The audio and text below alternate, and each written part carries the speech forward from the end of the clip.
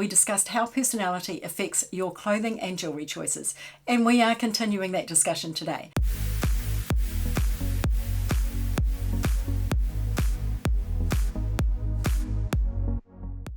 Welcome back, my name's Carol. In the last episode, we discussed how personality affects your clothing and jewellery choices. Now, if you haven't seen that one, remember to check it out. It's linked in the description box and up the top here as well. Once again, I'm speaking with style consultant Imogen Lamport from Inside Out Style blog.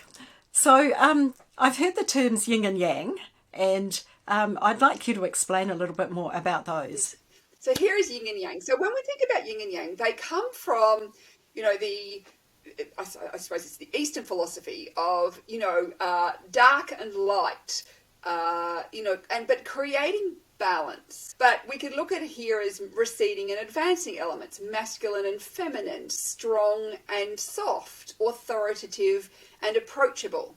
When we think about those, we can then think about, okay, well, part of us is, what are we expressing? So there's a lot of relationship between, humans and patterns and all those sorts of things, of what actually works with us. So if we think about yin being the more receding, so that's the white, it's the lighter, the gentler, versus yang is the more advancing, the more authoritative. It's the stronger, the bolder, the thicker, the more solid. When we think about these design elements in clothing, what we're thinking about then is, do I want, and you can see here, more curved lines or more straight lines, more broken lines, more solid lines. So each of these, when we think about that softens down an outfit. When we think about the power suit, it's about a straight vertical line. It's a solid, opaque fabric. It's a more crisp and heavyweight. And the white shirt, that crisp white shirt, we'll have, so we think about that high value contrast, that light dark. It's more angled. We'll have more pointy collars and things like that.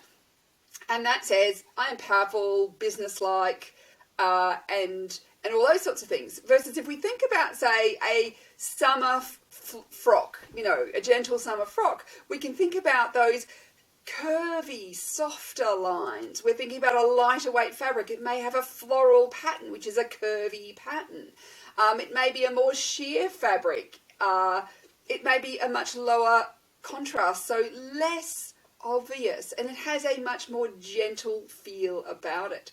And so this is where, when we're thinking about what do I want to communicate with my clothing, we can really use these concepts to help us going, do I need to look more professional? Well, if I want to be seen as professional and competent and credible, maybe I want to add more yang elements of design into my clothing. Versus if I want to be seen as more approachable, if I want to be seen as more friendly, then I want to add more yin elements of design into my clothing. And so I've got a couple of images here, which you can see with these more yin. We've got the softer, lighter, floatier, more broken, versus here we've got solid and strong and bolder and larger scale and higher contrast, which gives us more strength to those garments. So this is where, when we're thinking about yin and yang, it can really help us kind of make a decision about, well, what am I communicating? And we can, of course, we can use both of them.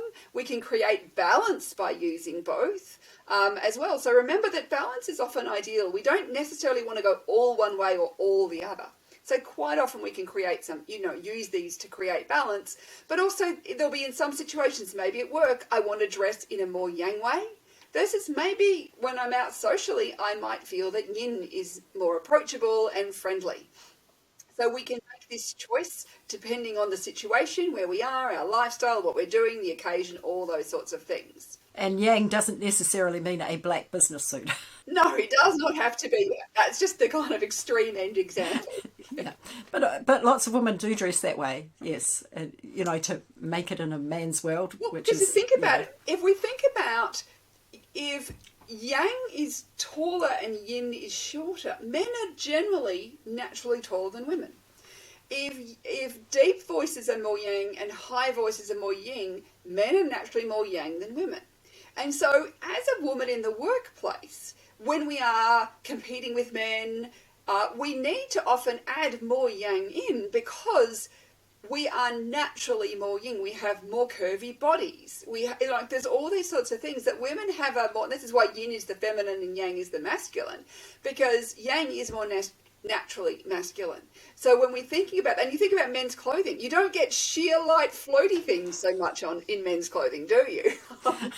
So it's thinking about that and going, okay, so in that situation, I may need to add more yang in to be seen as powerful as a man. Versus if I go all yin, then I might be seen as too much of a pushover, or not particularly ambitious, or a bit lightweight.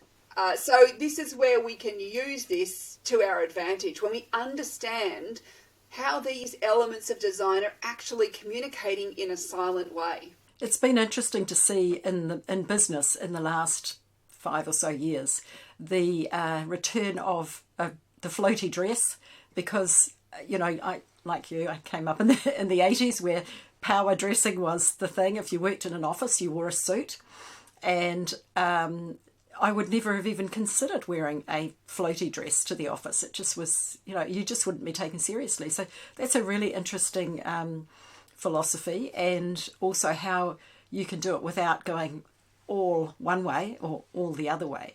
Yeah, we can always create balance. It's always about creating balance with our own natural appearance. Like, what I found really interesting? I used to have black hair. So a high contrast black hair. And I was told, and I'm a natural introvert, which means I tend not to. If I don't know people, I don't talk a lot. People assume I'm an extrovert, but it's only when I'm talking about style. Everything else, I'm very introverted. And I was very shy when I was younger as well. But to learn not to be like that. But what was interesting is I was told a lot when I was in my late teens, early 20s, and even up to into my 30s, that I was intimidating. Like, I was told frequently that I was an intimidating woman.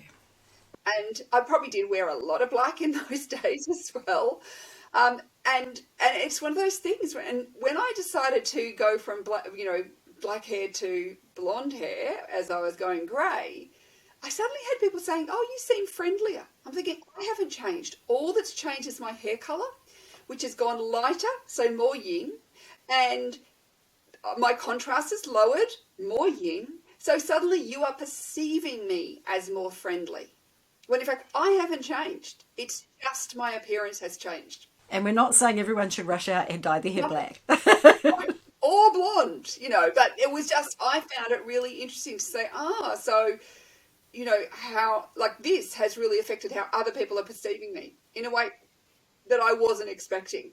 I hope you enjoyed that little chat with Imogen today. There's more to come, so remember to subscribe. And also, if you enjoyed this one, give me that thumbs up so that YouTube knows that you enjoyed it. Now, Imogen has kindly offered us a deal. So if you sign up for her 7 Steps to Style course using the link in the description box below, you will get 2 free courses. You will get her outfit masterclass, which is valued at $47, and you will also get her online shopping guide, which is valued at $97. So that is a great giveaway. So remember to do that when you sign up for her 7 Steps to Style class. And I honestly cannot recommend it enough. It is an amazing course. So there's more to come in this series. So keep watching, and thank you so much for watching today. Have a wonderful day, and I will see you again soon.